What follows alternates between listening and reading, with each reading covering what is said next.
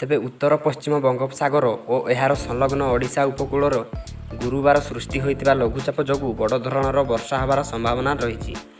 ତେବେ ଶିକ୍ଷା ଓ ଅନୁସନ୍ଧାନ ପରିଚାଳିତ ପରିବେଶ ଏବଂ ଜଳବାୟୁ କେନ୍ଦ୍ର ପକ୍ଷରୁ ସୂଚନା ଦିଆଯାଇଛି। ତେବେ ସମ୍ପୂର୍ଣ୍ଣ ଖବରଟି ଜାଣିବା ପାଇଁ ଆମର ଡିକେ ଓଡ଼ିଆ ୟୁଟ୍ୟୁବ୍ ଚ୍ୟାନେଲକୁ ସବସ୍କ୍ରାଇବ୍ କରିନିଅନ୍ତୁ ଏବଂ ତା ପାଖରେ ଥିବା ବେଲ୍ ଆଇକନ୍ଟିକୁ ଦବାଇ ଦିଅନ୍ତୁ, ଯାହାଫଳରେ କି ଆମର ବର୍ଷା ସମ୍ବନ୍ଧୀୟ ସୂଚନା ଗୁଡ଼ିକ ଆପଣମାନେ ସର୍ବପ୍ରଥମେ ପାଇପାରିବେ।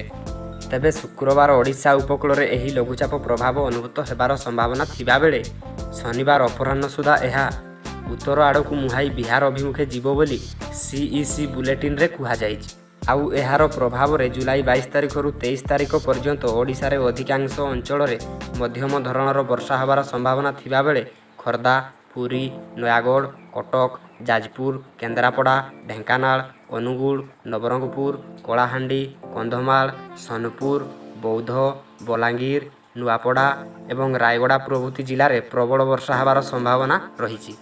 ତେବେ ସେହିପରି ଜୁଲାଇ 28 ତାରିଖ ବେଳକୁ ବାଂଲାଦେଶ ଏବଂ ଏହାର ସଂଲଗ୍ନ ଉତ୍ତର ବଙ୍ଗୋପସାଗରରେ ଆଉ ଏକ ଲଘୁଚାପ ସୃଷ୍ଟି ହେବାର ସମ୍ଭାବନା ଥିବାବେଳେ ଏହା ଉତ୍ତର ପଶ୍ଚିମ ଦିଗ ଆଡ଼କୁ ଗତି କରି ପଶ୍ଚିମ ଝାଡ଼ଖଣ୍ଡ ଏବଂ ବିହାର ଆଡ଼କୁ ମୁହାଁଇବ ବୋଲି ଜଣାପଡ଼ିଛି।